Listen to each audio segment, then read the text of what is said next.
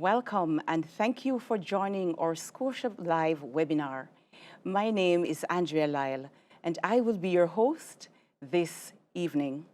This evening we will be discussing how to wake up and work it, looking at what's hot for making money in 2023.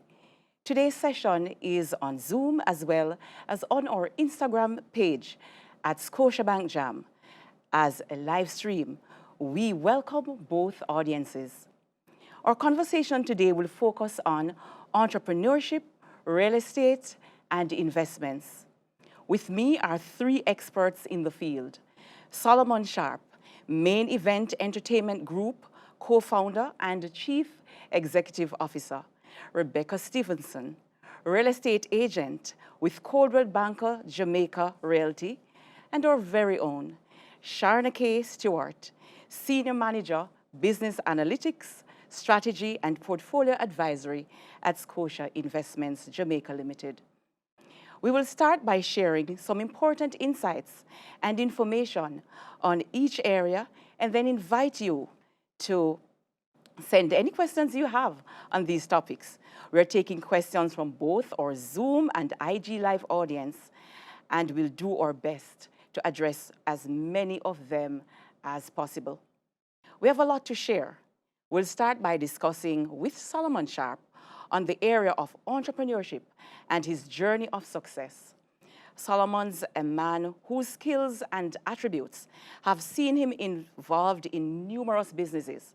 Solomon co-founded Main Event and iPrint Digital Group.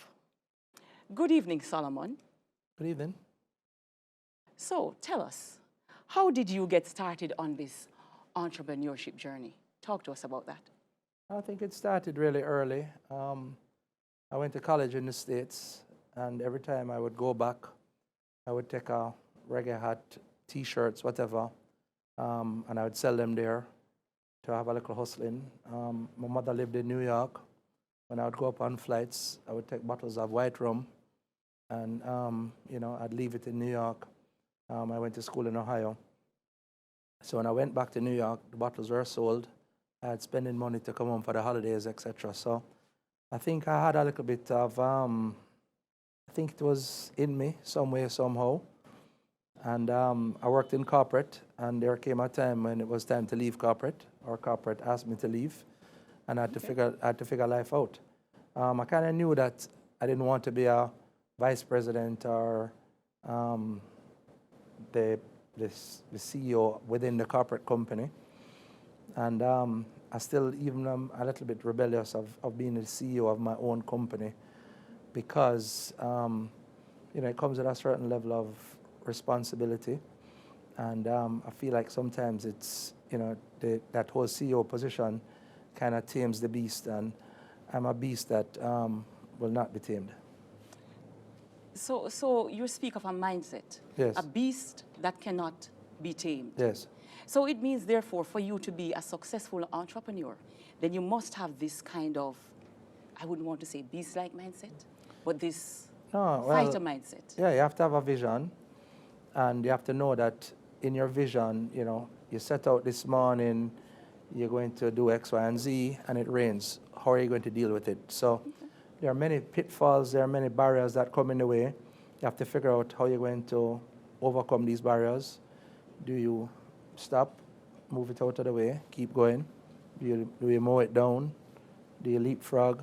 How do you deal with it? So in business, for me, it's just a constant battle, and you can't stop. So it's like in a football game. So I used to play football. Mm-hmm. So in a football game, we have 90 minutes. Right. So we know what the result is going to be after 90 minutes. Right. In business, you don't ever know what the result is going to be. So if you don't know what the results ever will be or is going to be, yeah, you have to keep. How can you ensure you make money?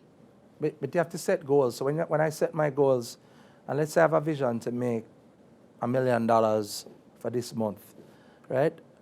In the back of my mind, every time I set $1 million goal, I'm shooting for 1.5. Mm-hmm. I get disappointed if I reach 1.4, right? Mm-hmm. But if I reach 800, I know I have to get back to work. There's no disappointment there. That is when you have to bring that fighting spirit. So it's like playing a football game. You're down 1-0. You have to fight back. You have to equalize, and you have to find a way to get that winner. And so, you know, that's when you're at 800,000 versus $1 million. When million is when I set $1 million as my budget, in my mind, that's my base. So, and I must overcome that base. Excellent. So what you're saying in a nutshell is that for you to make money, right, then you have to create this great idea. Yes. This great idea is tied to this 1.5 or 1 million that you've set, right? How do you ensure that you make this million? Do you understand the market? What happens along the way? Speak to us about that. So you have to do your own kind of market research, and the market research varies depending on the kind of business that you're in.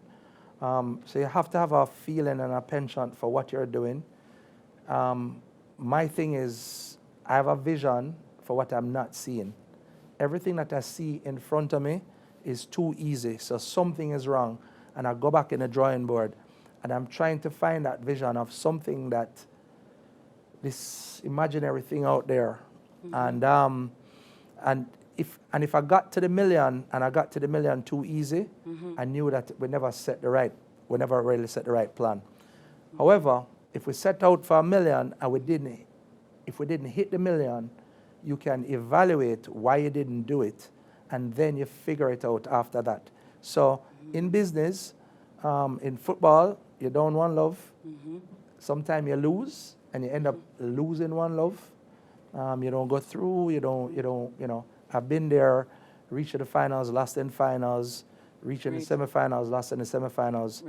So I had to go back, and you went back the next year, or you know, in schoolboy football, you go to the next level. So you just have to keep working at it. Right. So that's the mindset that you speak about. Yeah, you can't always never going say back. quit. So we've spoken about the journey, and it's an exciting journey so far that you've shared, right?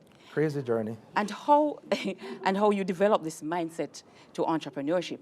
But how do you know? How do you know you have a good idea that will bring the income you need? How do you know that? So you have to eat, sleep, and drink it. So you go to bed with an idea. You wake up the next morning. Are you feeling it or you're not feeling it? If you're not feeling it, you revamp, and you constantly challenge yourself. I'm a different kind of an entrepreneur. You have people that are singular entrepreneurs that, you know, but I was always into team sports. So I have interest in several businesses, and none of them I run on my own. Oh, did you do research? Oh yeah, and I feed off of my partner's energy. And just like assembling a football team, who is the best goalie, who is the best left back, right back, center halves, midfielders, etc. And I put the people in place. And most times I try not to even be the player, I try to be the coach. So in my organizations, I pretty much look on people when they come to me with a problem, and they're like, you know, what do we do about this? And I look on them and I'm like, what are you going to do about it? So I challenge them, I challenge the status quo. There are some times when I just pop up the easy answers, and then sometimes when they ask me the questions, because they're sparking me the questions, that's when I actually come up with the right idea. So it's for me, it's constantly thinking. I go to my bed thinking about it. I wake up the next morning. My partners know that I'm crazy, so they know that I'm calling them at odd hours. Right. I'm selling WhatsApp messages. I wake up 3 o'clock in the morning, and I'm sending messages to everybody because, you know, I never really had a dream, but I just had a vibe. So it appears you've put in a lot of work in ensuring that your business is successful, right, Salah? Yeah, but if you want to be successful and you don't put in the work, it's very important. So my job is to put in some hard work, and then after I put in the hard work and I've developed that critical mass, I find Shauna, and then, you know, I get the money to work for me. Oh, so you've told us all of the nice things so far. Yes, I know you've done some hard work. Right. But Salah, what about the pros and cons? So the cons. So the cons, if you really want a vacation, if you really want days off, if you want an easy life, I'm not throwing any words at anybody here, but you know, maybe you need a 9-to-5 job. Okay. Yeah, entrepreneurship is 24/7. You hit it out of the park this month and you're awesome. Right. And then the next month you feel like you're one transaction away from blowing it all, from like during COVID. We put in 16 years of hard work, and then came COVID and it felt like, wow, I questioned myself. And I went on long walks and I would trace my every step along the way of Main Event to say, did I do it right? What did I not do right? What should I have fixed? And I told the team, I said, hey, I'm going to be absent for a while, but don't take it as a negative, because I'm actually working on the rebuild and the reboot. How are we going to come back? As I drive in the morning, I break curfew at night, just to see what was happening on the road, and hope that my Main Event ID would save me. But I studied the road, I studied the landscape, and I said, but me not seeing a COVID, so it's supposed to done. And then you pick up the news the next morning, and then you hear there are more cases, etc., etc. So you're planning for COVID, something that you don't know anything about. In a war that you didn't start. How do you fight out of this? And you have to fight out of it, or you're gonna die. So you see, it's a lot of work, but with a lot of work, understanding what you're doing, the success usually comes. So sometimes you don't understand what you're doing either. Understand that. And those are the times when I've found that I've created more success, when I'm challenging the status quo and when I feel like I'm potentially suffocating, and that makes me fight harder, and some greater successes come when you're really under pressure. Great. Your story is one that really inspires and reminds us that entrepreneurship is not an easy journey, but it can be worthwhile. Oh, definitely. Worthwhile for real wealth creation if you stick to it and you put in the work and remain committed. So, Sharnaki, we're going to be speaking about what's hot in investment. But for those who are just joining us or watching, you're watching Season 5, Episode 1 of our ScotiaLIVE webinar under the theme, Wake Up and Work It, looking at what's hot in terms of making money in 2023. Send any questions you may have in the chat, and we'll address as many of your questions as possible. So, Sharnaki, you see, a lot is happening here. And so for you, Solomon spoke to us about entrepreneurship. As we know, many people will want to start a business to build wealth. But there are those persons that work a 9-to-5 or own a business and want to invest to make their money work for them while they are otherwise occupied. Tell us, if I'm new to investing, what do I need to know before I get started? So the important thing to know as an investor before you get on the journey is to understand who you are as an investor. Solomon spoke earlier about goals. You have to be clear about what your goal is. Do I, as a business owner, am I preparing myself to take advantage of an opportunity that I perceive that is on the horizon? Am I investing because I have some major obligation that is upcoming? So you have to structure that you perhaps select an investment that can prepare you for that. You also need to understand, as an investor, what kind of risk, how much money am I willing to lose? What kind of risk can I stomach? Right. So if I have some capital, how much of it can I afford to lose before I'm not able to pay my suppliers? Before if I can't pay it, keep the lights on. Good? You have to understand in terms of the obligations that you have. What is the time horizon? Is it the next 12 months, 24 months? Okay.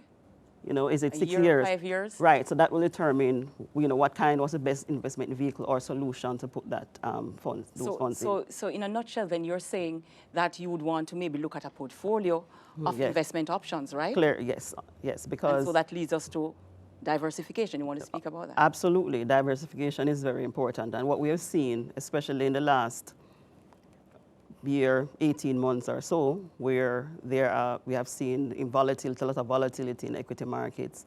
But at the same time, there were opportunities. There were people actually making money from certain securities. So, for example, for those who would have bought bonds in the heightening of the interest rate cycle, they would have been able to buy bonds at higher coupons and been able to lock in that for a certain period of time. But at the same time, there were bonds that would have been would have been issued before the pandemic, and because of those low rates, people weren't exactly, feeling them, checking for them, so they would have rotated out of that, and what we would have seen is a decline in those bonds.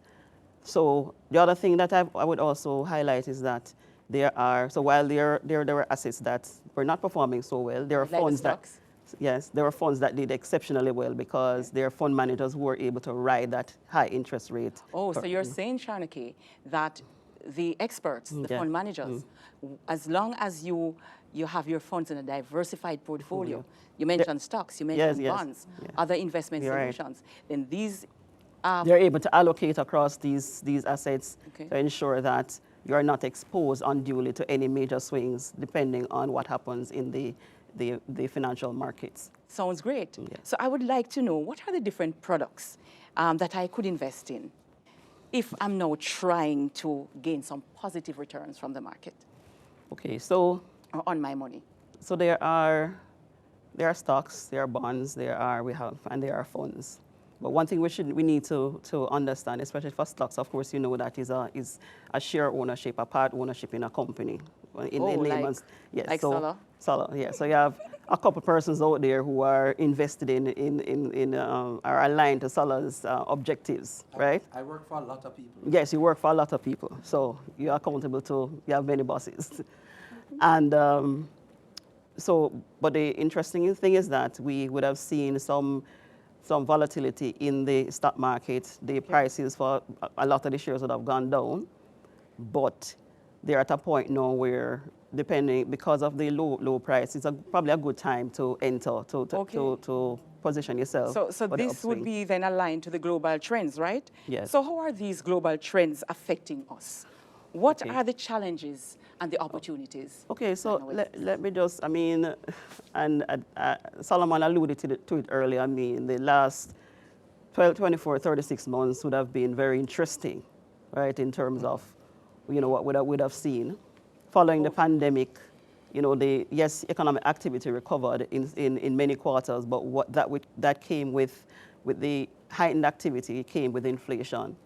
And what that prompted many central banks or monetary authorities across the world to do is to start increasing rates to rein in that inflation, to kind of dampen the level of activity somewhat, to rein in inflation. And what that has done, it has, yes, I spoke earlier that it would have created opportunities for some persons. Right.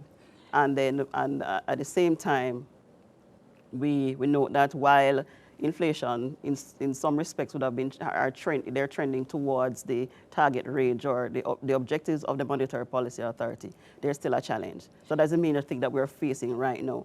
The hiking cycle, what that would have meant, what that has meant in terms of dampening the economic growth, and there's concerns in some quarters that we might be seeing some recession depending on if the central banks continue to tighten to that effect that, there may be recession.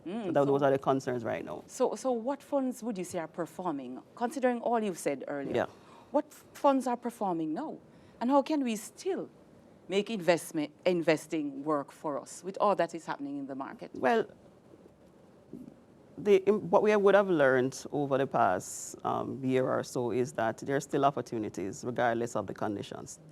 Solomon spoke earlier that during COVID, he was out there. He just felt in his gut that there was something despite the situation. It's the same thing for investments.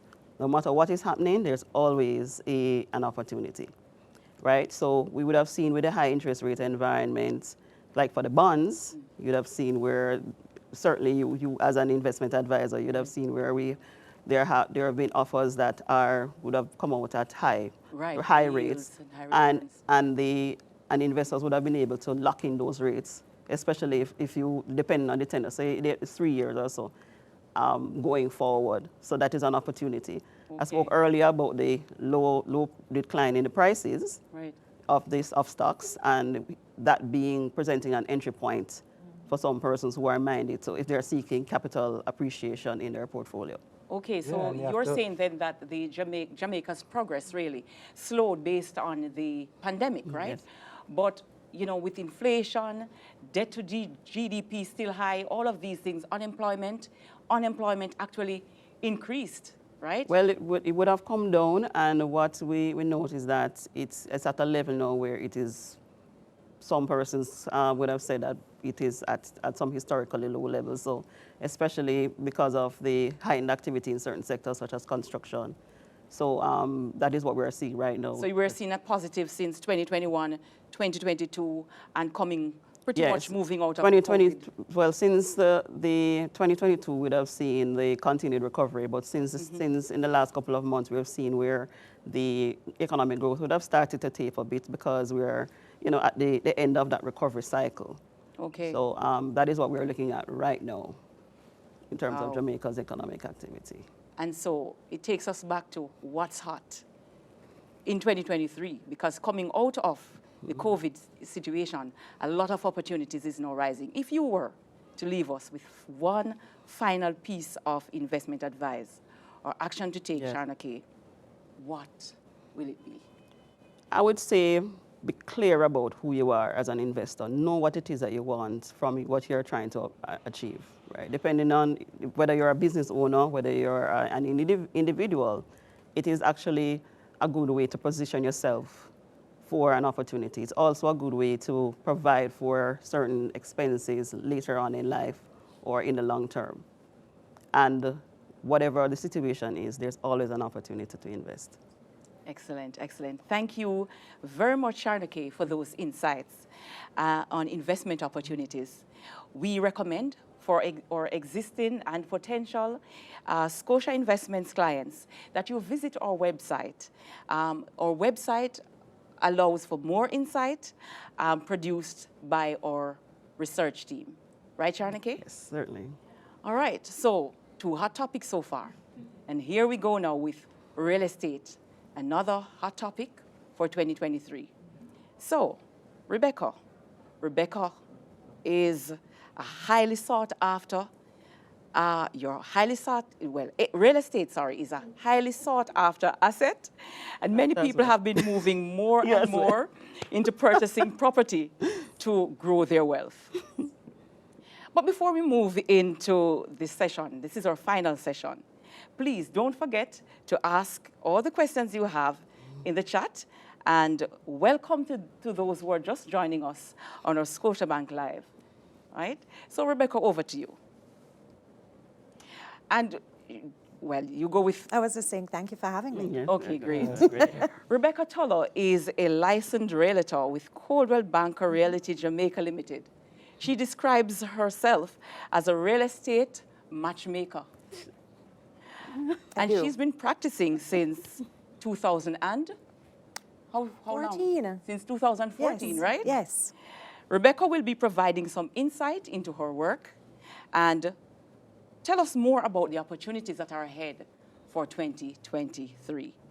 So do you think that the real estate market is a lucrative market, Rebecca? Absolutely. Real estate, it's the best investment, no offense, but it is the best investment one can make. Tangible asset, a way to build generational wealth for your family, a way to secure yourself and your family financially. Most definitely. So tell us a little about how real estate works. Talk to us about that. Because there are persons who are, our live audience, who would like to know, how does it work? What can you expect? How does it work? Well, first of all, everyone can invest in real estate on some scale. How do you get started? How do you get started? Well, you team up with a good realtor. That's your first bet. You get pre-qualified to see what you can borrow in a mortgage from the bank, preferably Scotiabank, right? And you armed with that pre-qualification letter and the right realtor, you take it upon yourself to do your research, okay?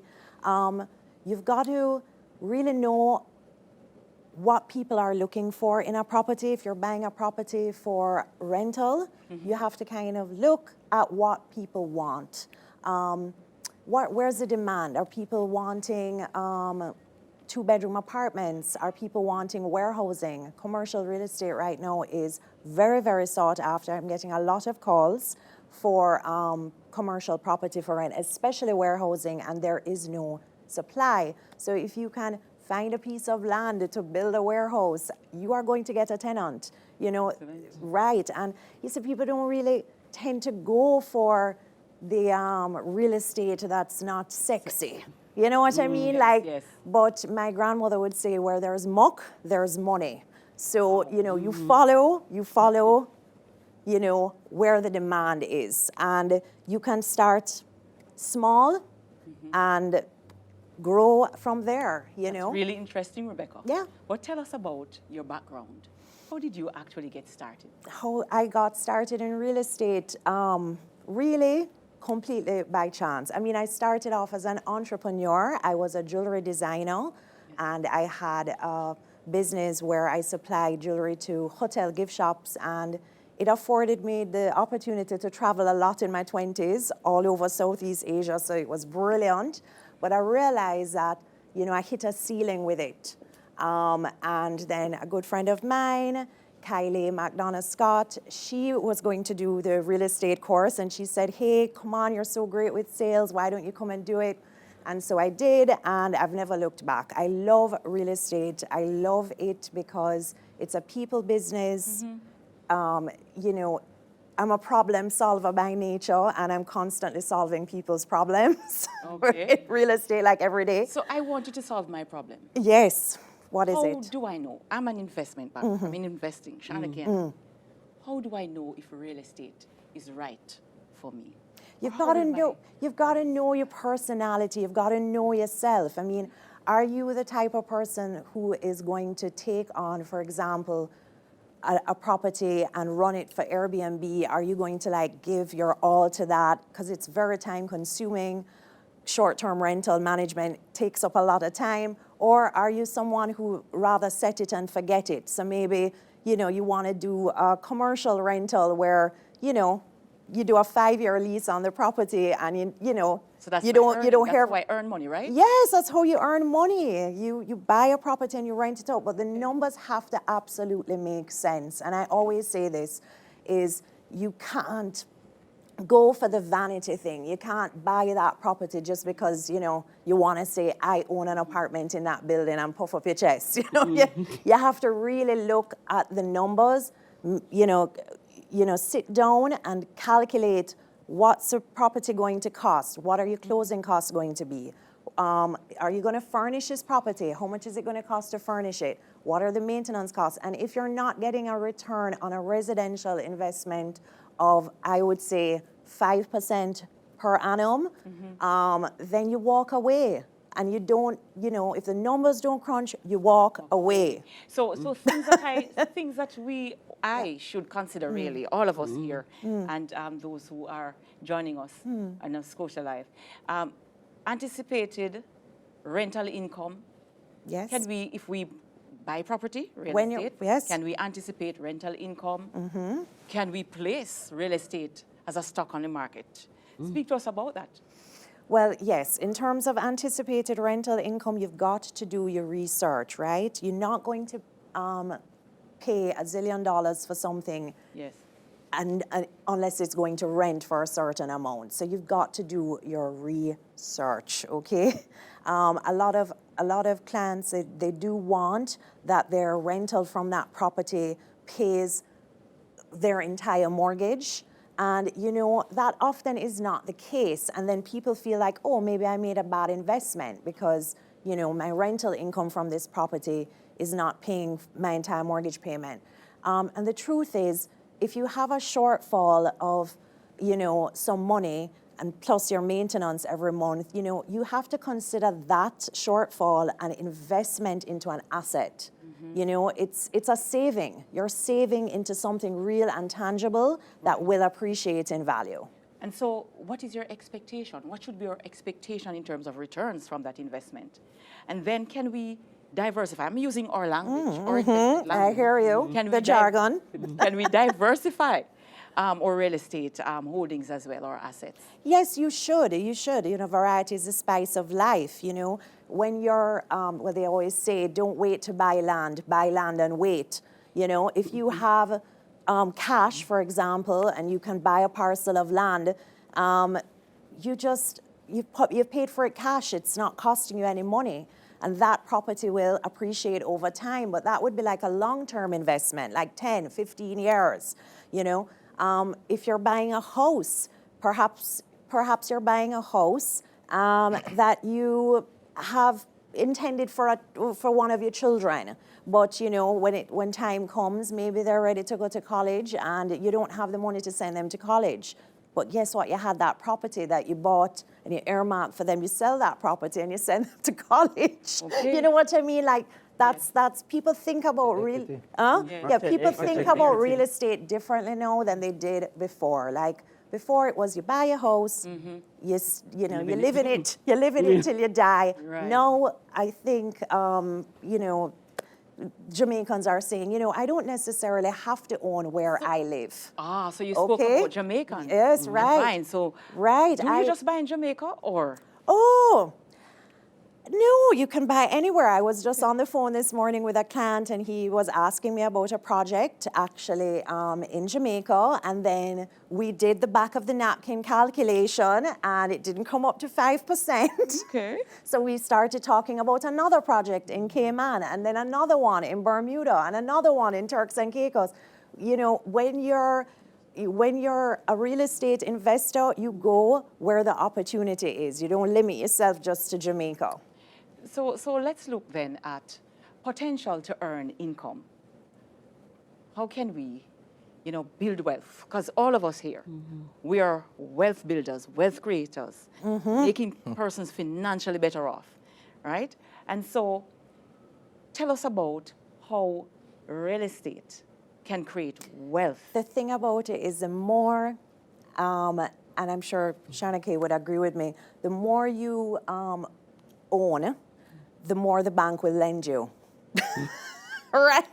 So it's like, you know, you have one asset and you service that mortgage well, and then, you know, you go back to them and they said, oh, here's some more money. And then you buy another asset and you know, and it just, and it ticks over and ticks over. And as I said, you have to be flexible about where you live, you know. You don't necessarily have to own the house you live in. I personally don't own the house I live in. I rent where I live, but I own property I rent out to other people. Now, some people might not feel comfortable with that and they might be like, oh no, I must own the roof over my head. But, you know, doing it that way kind of gives you some flexibility because you never know when life is going to hit you, you know. You never know when a pandemic is coming and, you know, you might want to just move. You know, we had a lot of movement. The real estate market was very busy during COVID because people were upsizing. They were like, hold on, I need more space. Right. You know what I mean? I need a bigger place. I've got to have a home office now, you know? I've got to have all these things. I've got to have a playroom and, you know, a homeschooling room or whatever. And so, yeah, you know, can't go wrong with real estate. Oh, man. That's all I can say. So how can one be vigilant about buying real estate at this time? I think definitely you've got to be up to date with what's happening in the market. You got to read the newspaper. You know, if you're into real estate, you've got to go on the websites and see what the prices are. Team up with a realtor. I cannot stress this enough. Don't go it alone, right? Don't go it alone. Find a realtor that raps with you, that listens to you, and can really drill down onto your wants. Because you know what's so funny is that sometimes I have clients and they say they want an orange, right? For example, and then I end up selling them an apple. you know, because it's like what you think you want sometimes is not necessarily what you really want. So you have to be, you know, find a realtor, be vigilant, because that realtor will bring the professionals into your sphere that you need, the valuators, the surveyor, the contractors, the attorney, all those people, you know?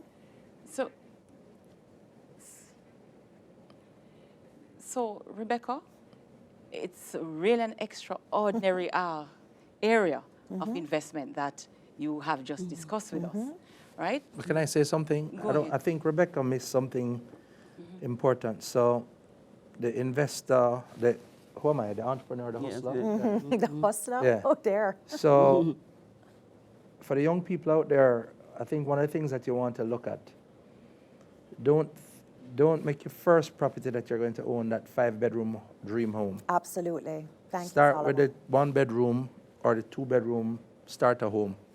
build. And I remember speaking to a friend of mine, and she built equity. And I told her one day, I said, one day you're going to take your little $9 million apartment, and it's going to value much more than that. And she eventually sold that property when it was valued at $20-something million and put that into her beautiful dream apartment with the beautiful view and everything. So she was able to, you know, so she was being an investor and didn't realize that she was being an investor. Right. And yeah, and that's how I look on my life as well. And you know, even in business, you don't have to own a property that you operate your business under. Absolutely. Because it allows you to free up cash flow. Yes. So you pay rent, the rent is set. When you own a property, you take on all the responsibilities. When you rent a property, you call the landlord. Right. Right? So and fix Salah, this. when I spoke to you about entrepreneurship, Yes. we spoke about the pros and cons, right? Yes. Now I'll go to Rebecca and ask Rebecca, what are the pitfalls to avoid? Let's look at those. Do we get emotional? Well, when buying? definitely with real estate, you cannot be emotional. I have one real estate investor who I look up to as a mentor. Really, he knows who he is, and he just says don't get emotional about it. You know, you have to be so careful not to overdevelop, you know, over-improve a property. Like, I have seen instances where people have bought a fixer-upper, for example, and they have really spent far too much on that renovation. And when it comes to a time where they may have to sell because something, you know, things happen, you know, divorce, sickness, whatever, and they have to sell that property, they're looking to get back the money that they spent on that renovation, and because it's not in a neighborhood that would command that, right, they can't get it back, and it's what we call sunken value, and that's always very sad to see. Right. I definitely think that you really just have to think wisely. Like when you're buying a property, for example, for short-term rental or for long-term rental, and you're furnishing it, if you know you don't have a flair for style, please Get just someone. call a designer, call somebody, please. Right. Because So- there is a formula for Yes. how you are to set up a furnished property. Right. And if you're in a building with many apartments, you know, you have to be the purple cow in the sea of brown cows. It is a beauty contest, and you have to take it very seriously. Okay. So thank you so much for that, Rebecca. Very insightful. Yes. So how to earn. So we're going to look at things like think about all your options, land, apartment, home, commercial. Pick the best fit. What do you say about that? Do you agree with that, Rebecca? I agree with Commercial that, real estate. and you can start. I love what Solomon said. I just think I love what he said because it's so true. You know, people shy away, I think, from making that first purchase because they're under the assumption that, you know, they've got to have like a boatload of money to, you know, buy some big thing. It's like, no, you got to start small and build your way up and level up. So, you know, when you're thinking about investing in real estate, sometimes, as I said, it's not the big property that will give you the big return. Sometimes it's better to own 2 studio apartments that you rent for $50,000 a month than to try and have like 1 4-bedroom house somewhere that you're trying to get, Or to Airbnb. you know, Right. or right, Yeah. you know, So, it's, so for real estate, recommendation is you should be a standout, like Yeah, Sharna be a Kay standout. and Sala, right? yeah, stand out, Stand out. and start where you can start, but just get started. Don't put it off. Don't wait for the market to drop. Whether it's a seller's market, a buyer's market, an interest rate is this or an interest rate is that, Okay. it doesn't matter. It Right. doesn't I don't have matter. any notes. And while you wait for the opportunity, you build your opportunity fund. That's right. There you with our go. portfolio. There you Right, go. right. And just be ready to pounce. Yeah. You know, Yeah, but be ready to pounce. Based on what Rebecca said, I probably took too long to start. And, you know, so when you ask me about, you know, as a businessman, the failures, the positives, the negatives, is the kind of investments that you would have taken. And in business, you have to also know when to diversify, when not to Yes. put more money per se into your core, but maybe it becomes that right time. You've paid rent for a long time, commercial, and it comes the right time where you now need to invest. Invest in that property. Or you may have That's right. bought that Excellent. piece of land that you can now build on it because you've accumulated, you know, the capital, and then you go to Sharna Kay, and then you know you've figured it out with Scotia as to you know how we fund that project. Absolutely. Excellent. So, Rebecca, Sharna Kay, Solomon, it has been a real insightful exchange. It's really a hot, the topics were hot, I should say. And wake up and work it. That's what we're inviting That's right. all our potential investors or existing investors at Scotia Investments to do. Wake up, work it. And so at this point, we will move to taking your questions. So we'll go to the question and answer section at this point.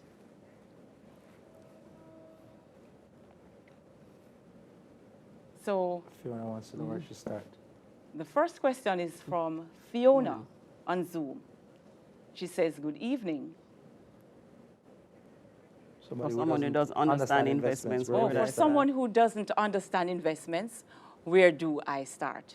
Thank you for that, Fiona. It's for you. Yeah. Piggy And that's bank. for, I think that's for Sharna Kay. Yeah, so where would you start? So first you need to, if you're new to investments, you need to understand what are the different Yes. investment options. Yes.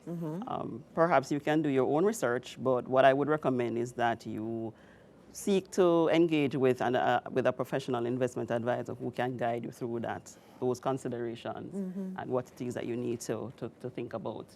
Also, to go back to research, once you have that conversation, a part of that initial conversation is usually what are the different investments, different asset classes, and how different market conditions impact that. What you can take that and do now is to start paying attention to the newspaper.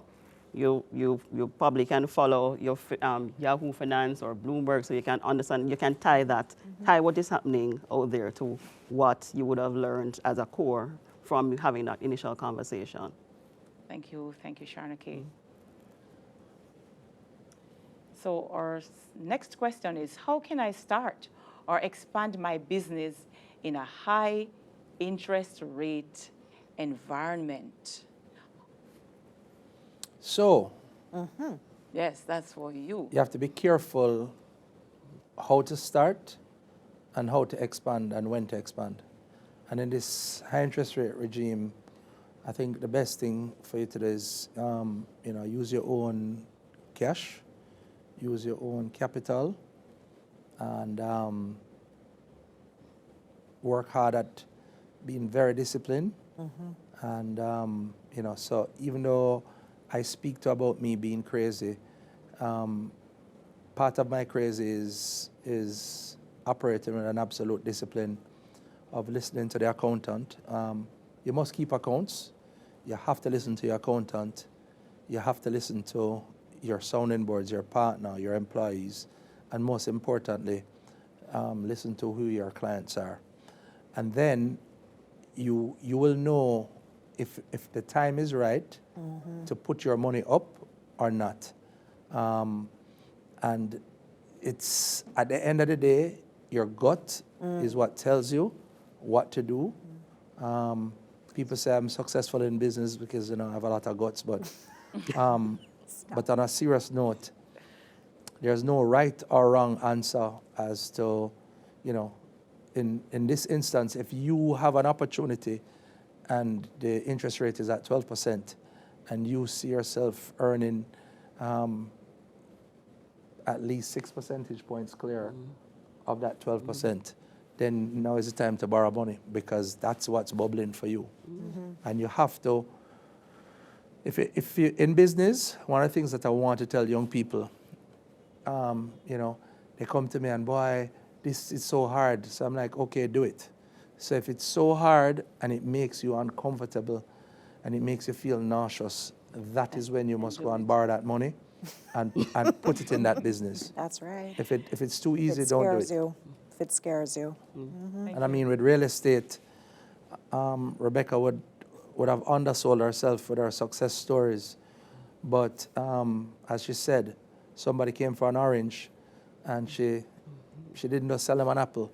She sold him a glazed apple, because at the end of the day, they thought that they could only afford this kind of property. And by the time she sat and worked the numbers and they saw the needs of the client and what money they really had, she was able to get some. They actually spent 25-30% more in investing in that property, and they've never looked back, and they've been happy. Just like my friend that, as I said, she bought that one apartment, and she had to wait until the right time. So when you're out there, your gut has to tell you whether you borrow the money, whether you dip in your piggy bank, whether you dip in your pocket, and what you do, and how you juggle it, and how you keep moving. And if your dreams don't scare you, they're not big enough. Exactly. Excellent. So our next question is from Faith Codner. How can I start an investment to assist me in retirement? Sharnake, that one is for you. Wow. So thank you for that question, Faith. So first of all, based on the question, definitely your time, depending on, normally for retirement, that is normally a long-term preparation. Right, depending on your... Yes. So that will determine what it is that you will invest in. So you want to invest in design a portfolio that would appreciate over long term, and also at some point to start giving you some kind of distribution. Right. So you're going to, in that portfolio, depending on your needs, you're going to perhaps, if you have you invest in a solution that will give you those quarterly distributions. At the same time, there's a part of the portfolio that also continues to grow. So depending on your risk appetite, you perhaps will depend on, that will determine how much of that portfolio you probably invest in equities. So you can invest in equities directly, or you can perhaps invest in an equity fund, which have proven over a long period to have significant appreciation in value. So your recommendation is always to have a diversified portfolio that is designed based on the client's, investor profile. We always start with what it is your objective is. So Faith's objective is retirement, and of course, at some point in retirement, she's going to want distribution to pay different obligations and so forth. So that portfolio, we want something that will grow, and at the same time being able to offer that kind of distribution on a periodic basis. Excellent. Thank you, Sharnake. So, Shamilia from Zoom. Solomon, this one is for you. Will I make more money from creative businesses or traditional entrepreneurship? Creative businesses or traditional entrepreneurship? So I'm going to help Shamila to refocus her thinking. What is creative business? What is traditional entrepreneurship? And I want to tell you that you need to focus on service, and even if you're selling a commodity. So what Rebecca, for instance, was doing when she was doing a creative business, she was making jewelry. So she had to go all over the place, find all these fun stuff. But what that was, that provided her with a landscape to probably go in what people think is traditional entrepreneurship now in real estate. So don't put yourself in a box. Again, I'm the beast that's not to be tamed. I don't believe in a box. When they said to me that, oh, they're giving me an office for that desk, I said, no, thank you, I don't want it. My office is on the road. That is where my clients are, and I go to meet my clients. So I just strongly advise you, you don't decide whether it's the creative business. So if you're thinking service-oriented, like what Rebecca did, you have to think, what does the clients want? And work to what the clients are telling you that they want versus you telling yourself what you want to do. Right. So the well market needs to said, speak well to you all the said. time. Well said. And she's also building that muscle, that kind of mindset that you can Definitely. leverage and parlay into other, you know, ventures. Yeah.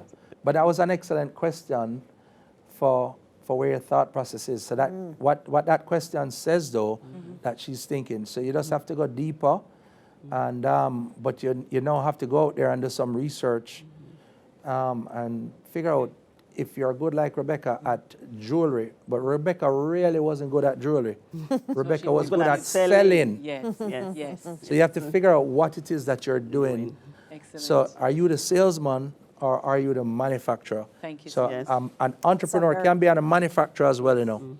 But you know, have to figure out how your sales force comes in, and you know what is your strength, and you know how you push through. Thank you so much, Solomon. So our next question is from Winsome. How do I budget my income when I'm earning very little and to find the balance to save?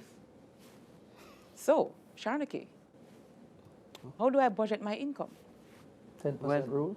while I'm The 10 earning very well, The little 10% crew. Earning very and to little. find the balance to Well, save? what I would say, Something is Winsome, better no than matter what it is that you're earning, so you may not be able to find that 10% to put aside, but just start, is that discipline that you need to start. You know, if it's 5%, if it's 1%, put away something. Pay yourself. Yes, pay yourself first, because God willing, that income will increase, right? And because you have developed that discipline, when the first thing that will come to your mind, because you know, I want to, you have this drive to build your nest egg, you will have that discipline now to set aside a little bit more. So Right. start small and just trust the process. Wonderful. So, how did you establish having employees? And this, I think, is for you, Solomon. How did you establish having? Did you have capital? That was absolutely the easiest thing for me. I consider myself a visionary. I consider myself a coach. I'm allergic to hard work. So I am one that provide lots of opportunities. And if I'm going to build, I can't build by myself. I alluded to having partners.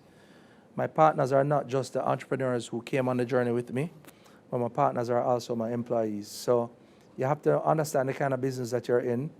Don't overdo it. Don't hire 100 people to walk and beat your chest to say, I hire 100 people. But you have to know when to scale up and you have to know when to scale down. But employees and how you treat your employees are, you know, absolutely important.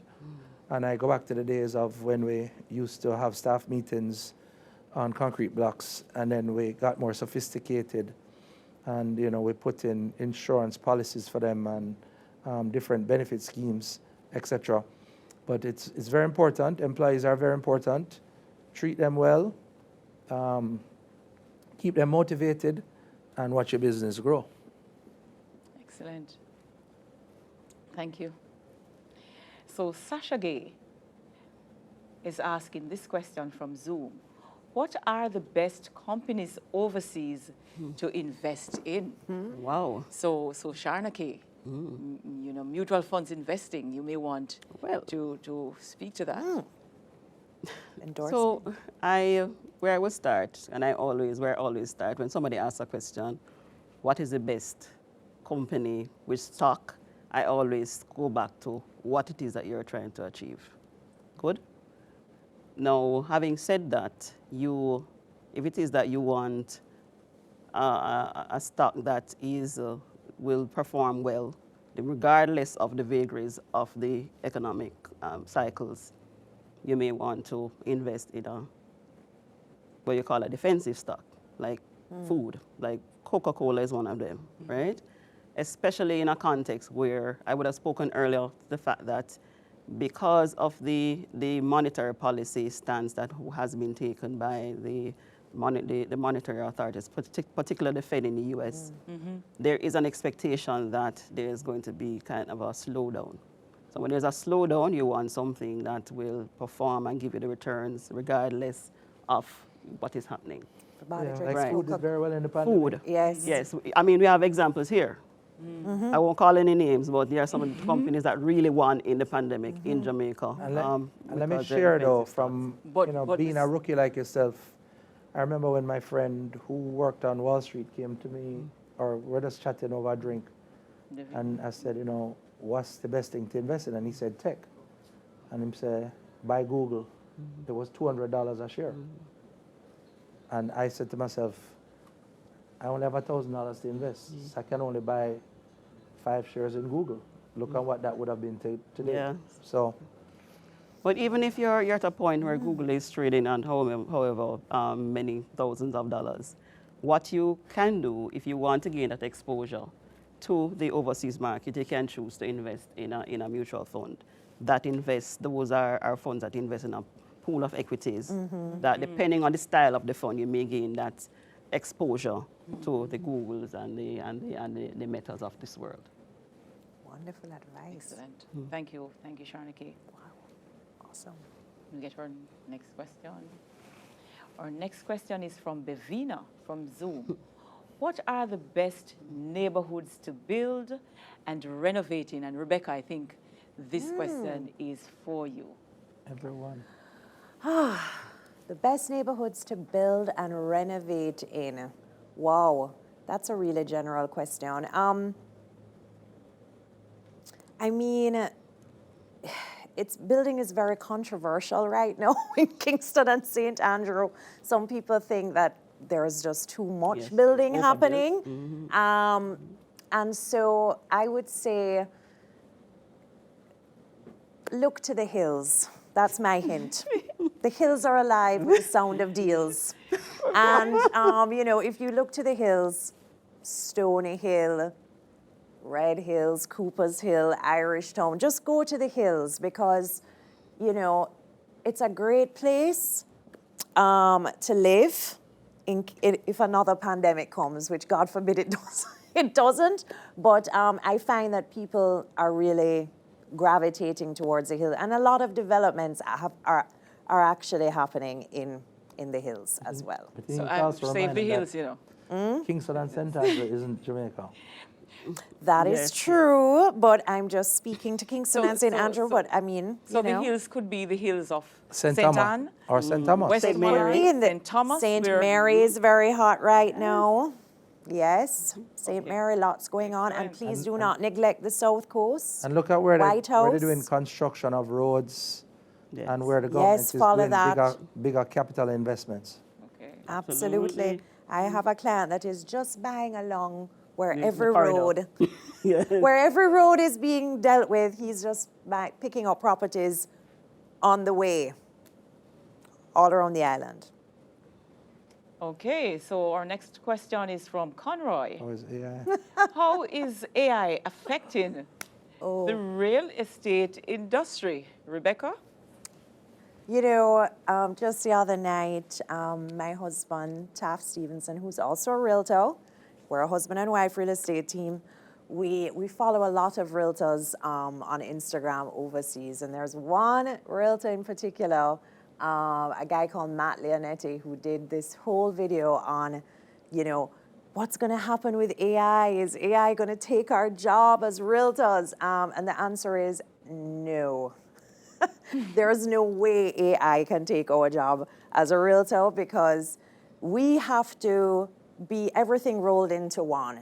where, where your therapist, we give you advice on real estate, we give you life advice, there's just certain things, I'm sorry, a robot or, what's that other thing, chat, what's that thing, GPT. Chat GPT is just not going to be able to do that. I'm sorry, it can't hold your hand, and it can't walk you through a very big decision, like selling a property or purchasing a property, which is a huge decision. So I'm not worried about AI, and I don't think they would want our job anyway, because it's really tough, right?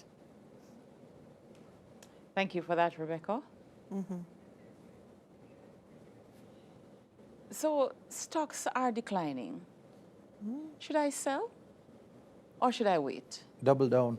Double down. It's a good time to Love get that those, one. get exposure to those stocks you weren't able to buy before the pandemic or before they started to go down. So I always say, Buy low, buy low sell high.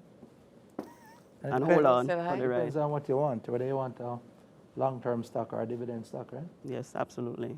Depending again what it is that you want in terms of your objectives. Do you want cash flow? Do you want long-term capital appreciation? So that will determine what it is that you actually buy. I'm coming to check you. So we have a next question coming up. What is that one thing that you would say to a person? What is that one thing that you would say a person can start doing while planning to leave their 9 to 5? Pretty sure that's a question for you. So, Yeah. Sala, Charnake, Rebecca? What I you- would say you Anyone? need to have a plan. Yeah. You need to have a plan. Yeah, but one of the things that you need to learn when you're going to leave your 9 to 5 is that you're going to be forever working. And yes, even as an entrepreneur, when you do take a vacation, always your plugged phone in. has to be on. You're still It's just like being a parent. You always have to be in touch. And that business that you have, that you nurtured, you always have to be in touch. So when I tell people that I want them to help me to learn how to vacation and take a break, they laugh at me because they say that my life is fun, but it's a lot of hard work. But if you having that fun. So, if you do what you love, I mean, it's corny, but if You you never do what work- you love, you never work a day in your life. I think some people might look on me and think that I'm an alcoholic. Not alcoholic, workaholic, because I just live and breathe. Well, I just live and breathe real estate, and I work 7 days a week. Okay, but I love it. Yeah. I mean, I'm not missing the beach. I want to show houses. I have a follow-up to that, what you said We're going to earlier, wrap, yeah. right? You're planning to leave your 9 to 5. I'm thinking that you, as I was saying, you need to have that fund. You're going to start a business. Do you necessarily need to have that capital to, if you're going to approach a partner? How important is that, Solomon? it's very important. But what you can also, but I'll also tell that individual, why are you leaving your 9 to 5? So if you're working 9 to 5, what happened to the rest of the hours? So there's something that you can do in parallel to that 9 to 5, and you might realize that you don't really need to You can juggle. that night, right? And when you get that extra income, you don't come to Shanika and you start to invest that money, or you That's take the right. 9 to 5 money as you put that stashed away in whatever investment, whatever savings you're doing. And then Yes. you look at that entrepreneurial side or that next hustling side or whatever business that you're doing. And you look on that note to say, this is what is going to build your wealth. Yes. So in case that doesn't work, you're falling back on your 9 to 5, etc. Yes. But if your 9 to 5 is pissing you off and you have to leave, just go out Be there happy. and just know you're going to have to haul, work hard. You're going to have to wake up. Wake up. Wake up and work it. And work and it. work it. Just constantly wake up Yes. and work it. And waking up don't mean when you're on your 9 to 5, you're waking up at 6 o'clock in the morning. Okay. It means that you're constantly you're staying awoke. And sleep is very important. I've learned that recently. But Only recent. you have to stay awake and you have to stay engaged in the moment when you are running that business. The 9 to 5 allows you a day off, a sick day, etc., etc., etc.